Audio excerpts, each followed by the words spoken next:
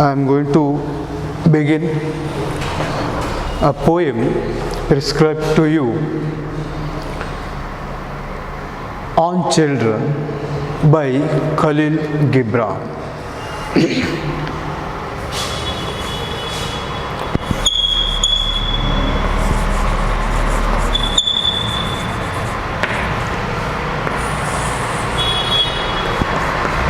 Done by Khalil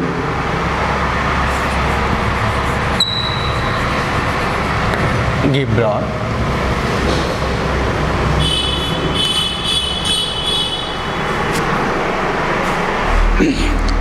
He is a Lebanese American artist and the poet, born in the year 1883 and died in 1931. And dear students, his poems are not adhere to the usual versification, means the common or the regular, the form or the versification of the poetry. Means they look as if they are prose works, as if they are lessons. So that is one quality that we find with Khalil Gibran's works. The Prophet is the best known work written by Khalil Gibran.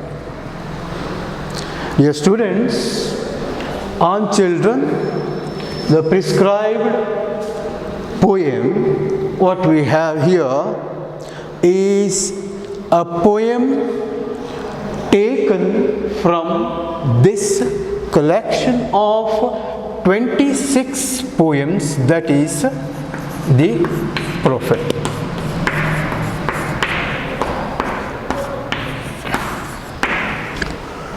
And this particular work of Khalil Gibran is one of the monumental work, a very famous work or a book which was published in the year 1923.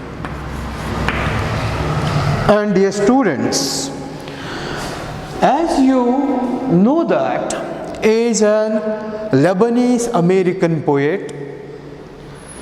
He has written his poetry in Arabic language till what? 1918. Major or most of his works have been written in Arabic version. And it's after 1918, when he moved to US, and Alfred Knopf is the one person who started publishing the works of Khalil Gibran in English, that is the Prophet, in 1923. And dear students, is the third most highest seller in English poetry today. First one is some philosopher from China, Ziyang, like that. And the second highest seller in his works is William Shakespeare. And it's after Shakespeare we have Khalil Gibran, the world's third highest seller in poetry. So that is the thing. And the present poem on children is taken from this book of poem, The Prophet.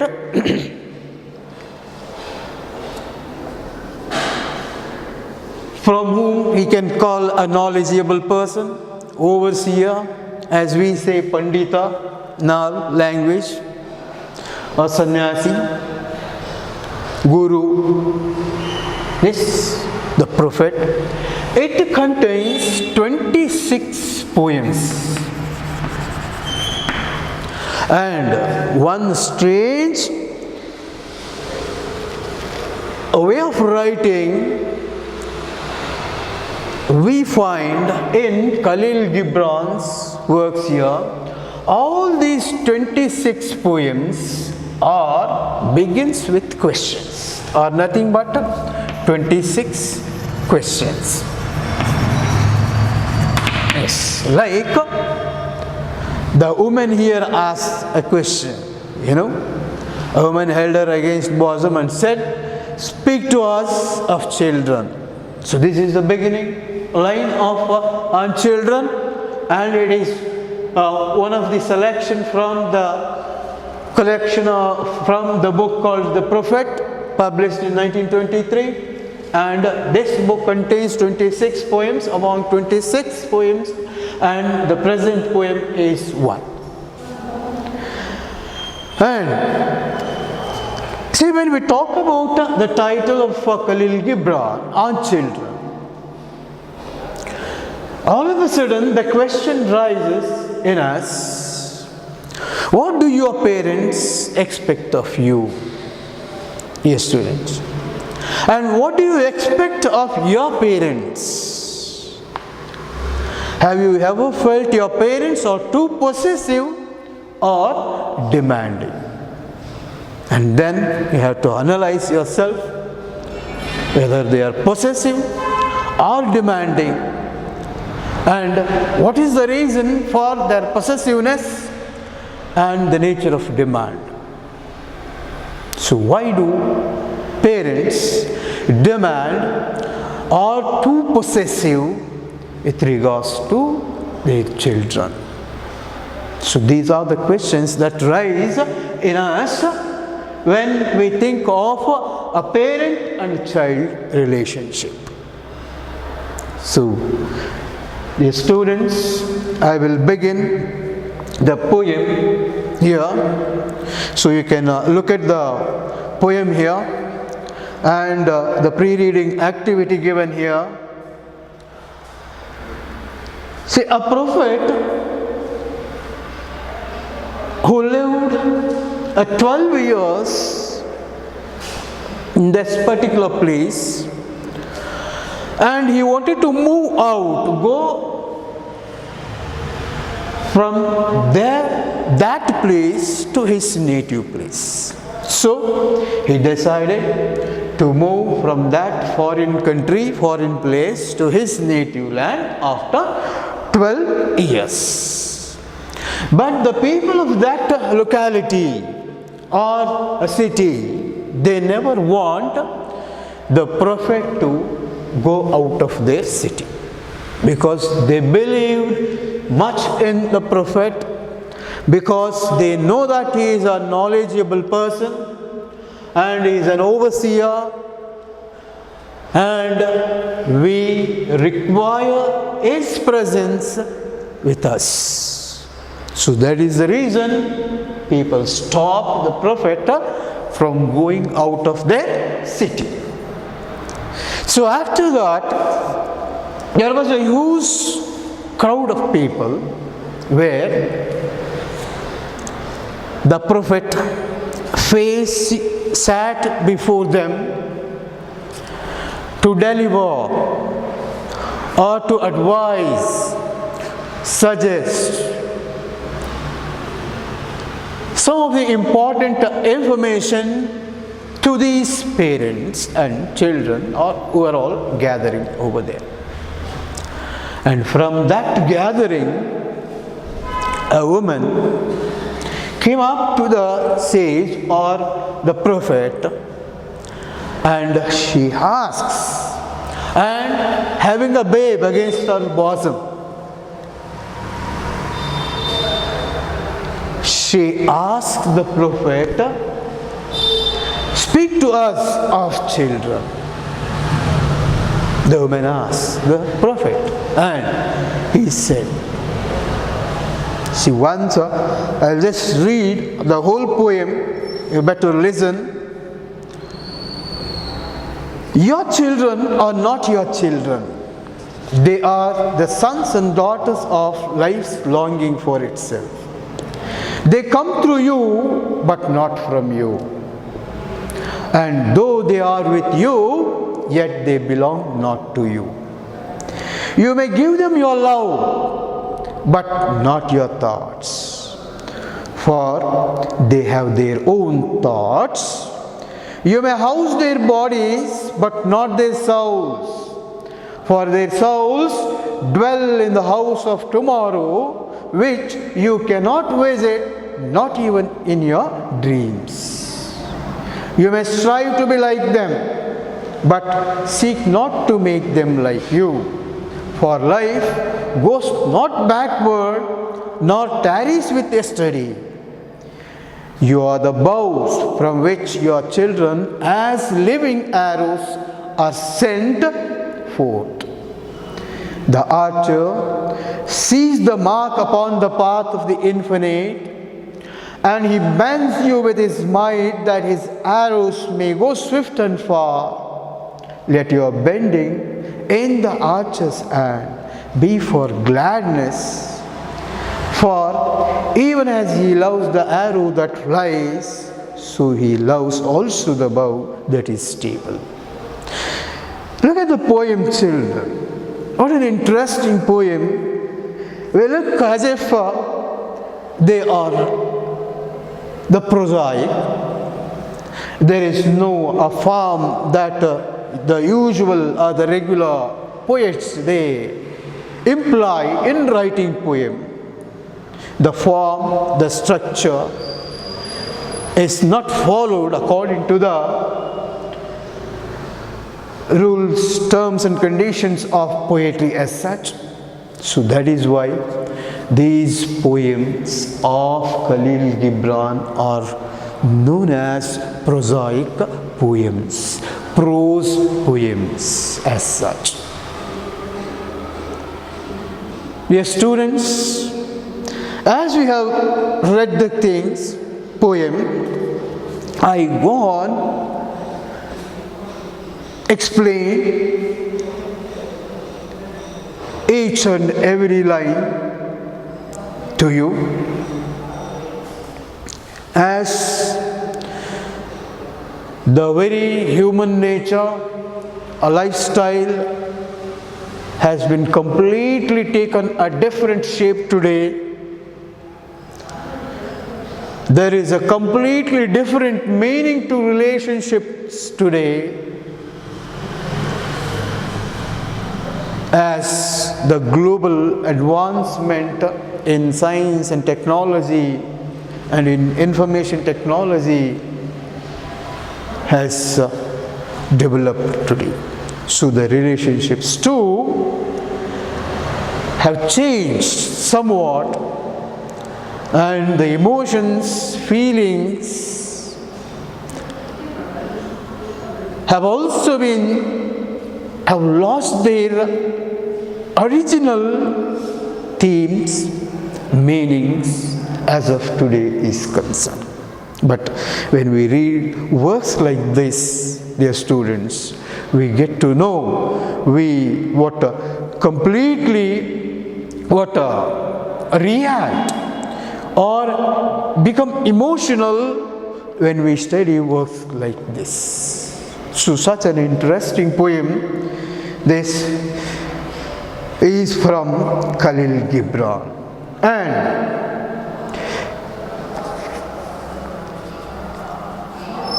your children are not your children. They are the sons and daughters of life's longing for itself. See these two. They come through you, but not from you. And though they are with you, yet they belong not to you. See, look at these 4 lines, students. See, he starts to advise a woman with a baby in her bosom. And when she asks him to tell her about of her child or children for that matter, so the prophet started giving what his important suggestions, advice to this woman here. And he begins with a categorical way. Your children are not your children. Your children not only belongs to you, they belongs to life itself. Okay? Not only belongs to you, they belongs to life. They belongs to something, the higher power, that is the Almighty. And they are the sons and daughters of life's longing for itself. What are they? They are the sons and daughters of life's longing for itself, means the future. Life that belongs to life itself. They have to be born, so they have born. It is nature. They come through you, but not from you. And though they are with you, yet they belong not to you. Of course, the children have come through you. You are the physical entity or biological in cause through which they have come. You are the channel, or you are the mediator where they have come. But not from you. But you have not created them yourself. Not by you it is. And though they are with you, yet they belong not to you. Yes, of course, the God has assigned a kind of responsibility to a parent that he has to take care. That the children must live with their parents. But you should not consider that since they are living with you, they belong completely to you. No. Don't be too possessive in that case. Don't think that they completely belongs to you. They are living with you. See how important these things are. Well, it looks as if they are real ones. Yes? Then, next lines. So, if in these 4 lines, they not only belongs to you, they belongs to life's longing for itself, a nature. It is a routine, like it is a truth which has to happen, a cycle of life. But where you should not going to claim that they are yours. You are only the physical means, biological means through whom the children come, but not from you. So that is what this one. And you may give them your love, but not your thoughts. For they have their own thoughts. See here, he says, you are eligible, or you can give your children a love, affection, but not your thoughts. Why? Because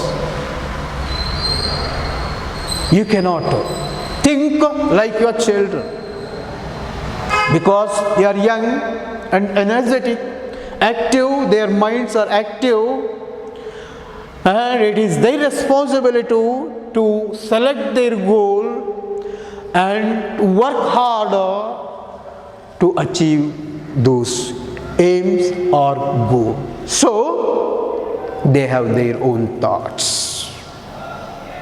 But you are responsible as a parent. You can give them your love. You can love them. You can keep them in a happiest moments. And you can give them all sorts of comforts to them. Food, clothing, care, everything you can give, but not your thoughts. Why? Because they have their own thoughts. Yes. Then you may house their bodies, but not their souls. For their souls dwell in the house of tomorrow, which you cannot visit, not even in your dreams. Yes. Here again, you may house their bodies, but not their souls. Yes, as a parent, as an elder, as a means or a mediator from whom the children have come to this society, the society, the responsibility of taking care is given, assigned by the Almighty, the God,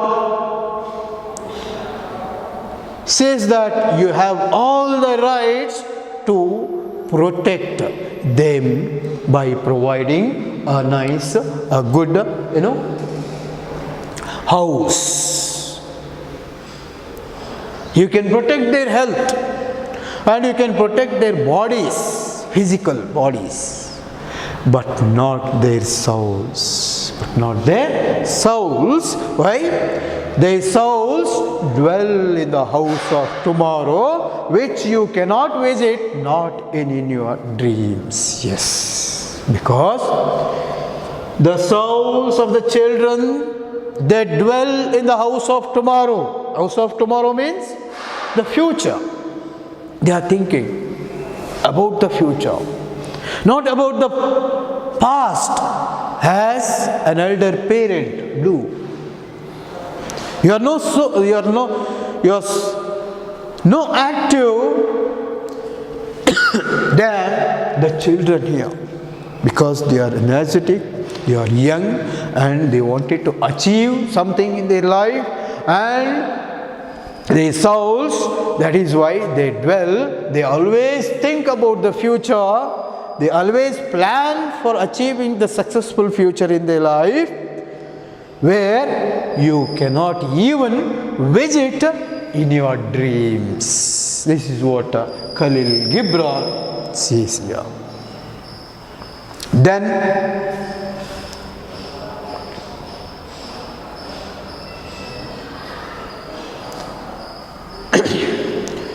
you may strive to be like them, but seek not to make them like you. For life goes not backward, nor tarries with yesterday. Yes. See, you should not impose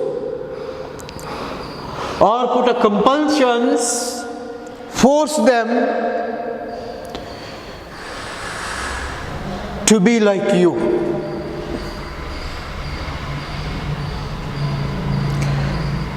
Whereas you can become like them.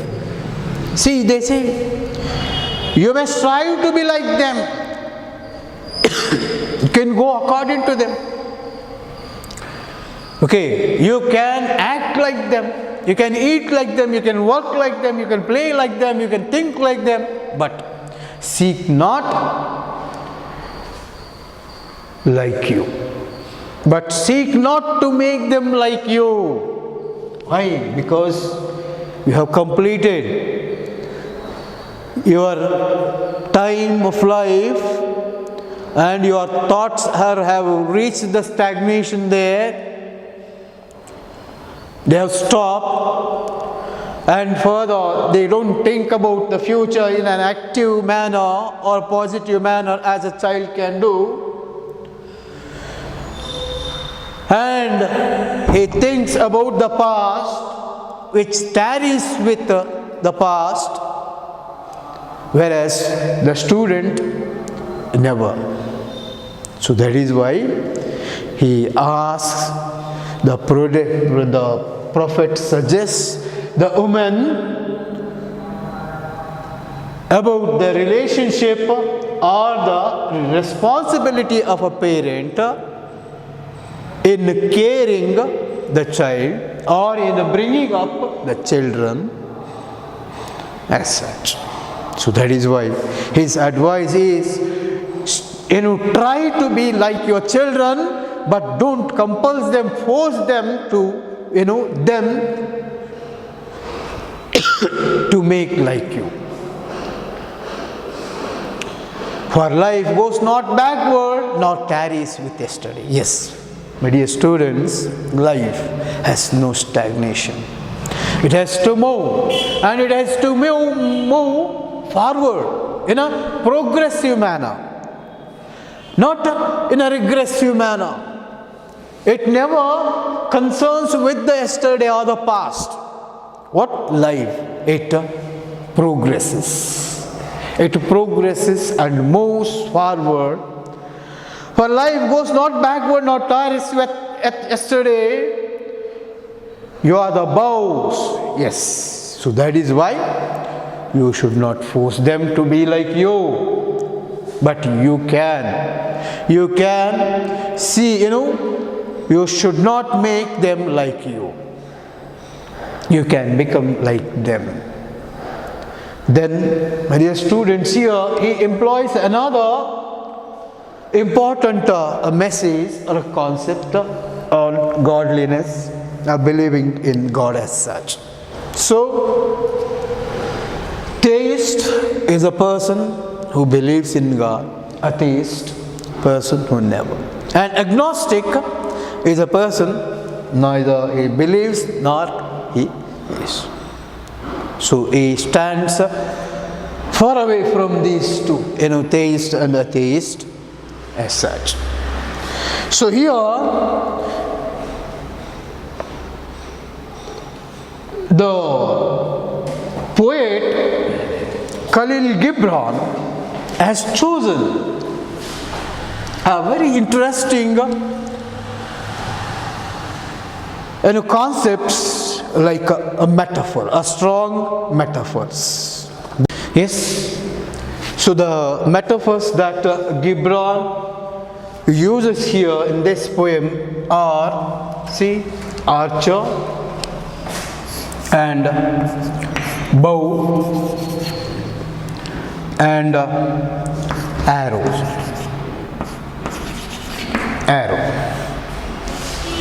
So archer is nothing but the God or the higher power, or the creator, you can call. And the bow here is the parent, and arrow, the poet says the living arrows here are nothing but children. Yes. See, a very interesting, very meaningful, metaphors that he has taken here. Yes, that is archer, bow and arrows.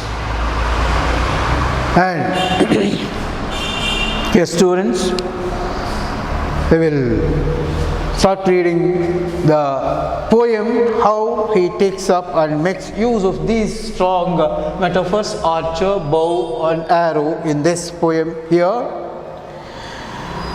You are the bows, the poet says, the prophet says. You are the bows. Who? The parents. You are the bows from which your children as living arrows are sent forth. So from which, see, bow, see, it's like somewhat, yes, right, arrow, and it is a bow, yes, and children as living arrows are sent forth. Where to? They are given, they are sent by the God or the Creator to you. Why? To take care, to give them a good shelter so that they can achieve better in their life. Who? The children.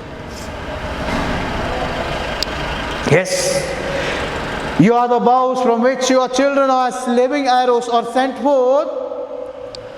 The archer sees the mark upon the path of the infinite, and he bends you with his might that his arrows may go swift and far. Yes. See, he illustrates the power of bow here, which is given by the archer, and he advises the bow a parent in what way he has to take care about their children to make them reach their goal, be successful in their life. And God, as a creator, has created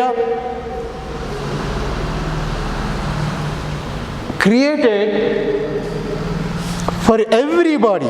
He has created goal, aim to everyone who has taken birth on this land, earth, and they are very far and they are innumerable number. You cannot count them. So it is an infinite path. And he has fixed every child a goal, an aim, and he has to work hard. With the advice, care, love, affection, encouragement is shown, given by the bow, that is his parent. The archer guides the bow to release the arrow in a perfect manner, to reach the path of the infinite. And the archer sees, he knows for which child and which is the goal, aim, which is his aim. So he guides the bow to release the arrow. Infinite, and he bends you with his might. Who? The archer bends you with his might. Means the required amount of strength or energy to be used so that the arrow, that is your child, should reach the farther distance so faster, so swifter. That is what. Bends you with his might, and that his arrows may go swift and far. And all this information, advice, suggestion was given by the archer to the bow, that is parent, to control, to have a balanced energy, strength, to release the arrow so that he should move swifter and farther to achieve his aim in an infinite path. So that is what he means here. Let your bending in the archer's hand be for gladness. See, let your bending in the archer's hand be for gladness. Yes. And he once again wants the parent, the bow, that is, see you, in what amount of energy that you put to release the arrow should be for the gladness of the children. Let your bending in the archer's hand, so archer's hand, be for gladness of your children, for happiness of your children. Then the last lines, for even as he loves the arrows that flies, so he loves also the bow that is stable. And there is a very good, impressive conclusion by Khalil Gibran here. And once again he goes to parent, that is, and says that don't feel bad. Don't think that I am forcing, I am, put compulsions on you and giving directions to take care of your children. Don't think that it is the God never loves parent, is strict, serious, and he is a command about the parent, but the love remains same even for bow, even for the parent, has the love he has on the living arrows that they are children. So here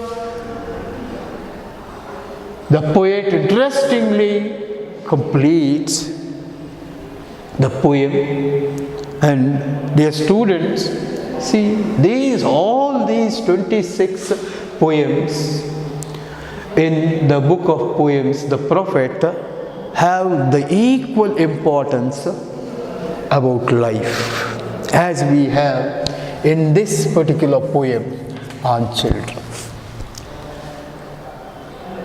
See, a person from a foreign land thinks about a culture or a tradition or a kind of concept of behavior, the spiritual behavior, the complete spirituality that we see in this poem, the responsibility, and it makes the parent to check out or to retrospect or to correct the mistakes that he commits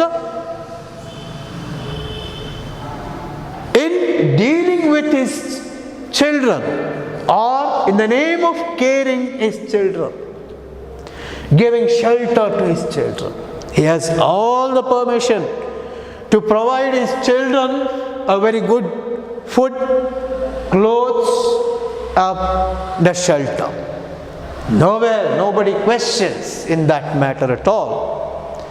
But he says that don't be too possessive, that they are the creation of you. And finally what he says, don't claim that they belongs to you. Don't be too possessive that they belongs to you and you have created them. No, they belongs to life's longing for itself. They belongs to the nature. They belongs to the creation, the life itself. You are the only physical entity or biological media, biological source through which they have come to the society. And they are the thoughts. See, they are the young thoughts of these young children are so active and they think about the future. Whereas the parent has to give only love but not thoughts. Why? Because they have their own thoughts as youngsters, energetic, active, spirit, full of spirit. They have a different, novel ideas in their minds. So you cannot give thoughts to your children. They have their own thoughts. And you can protect their physical bodies but not souls. Why? Their souls, they live in the house of tomorrow, that is future, where even you cannot visit in your dream. So that is the thing he says.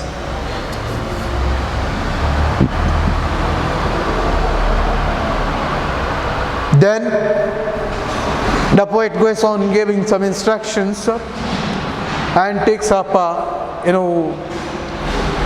the metaphors, very strong metaphors, arrows, archer and bow, and he presents in interesting manner.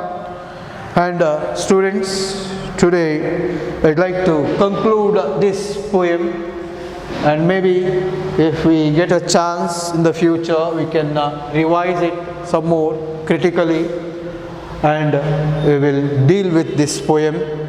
So thank you one and all.